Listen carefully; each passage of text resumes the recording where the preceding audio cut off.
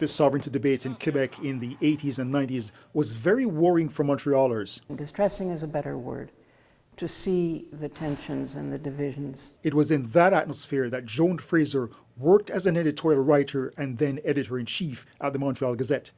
As a journalist, she found the whole thing fascinating and tried to be a constructive voice. Emotions ran very, very high and very deep at that time, and I always thought that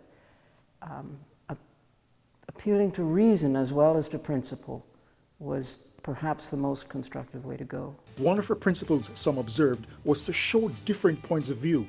Defending language rights to some degree of the Anglophones, but also acknowledging that we were living in a French province.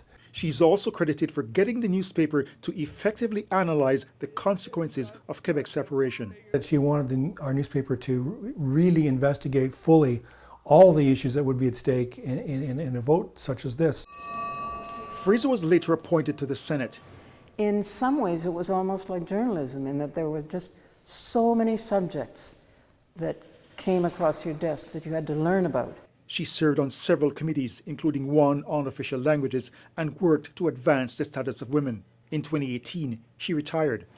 She doesn't see the same anxieties in Quebec now as there were decades ago, but says, between any majority and any minority, there will always be moments where things aren't going as smoothly as one might wish. Senator Fraser acknowledges that there is strain between the Anglophone community and the current Quebec government. She has signed up to help defend school boards, but believes the differences and debates strengthen the province.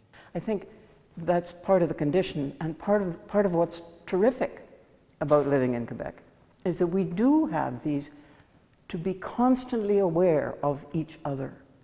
And I find that stimulating. Phil Carpenter, Global News, Montreal.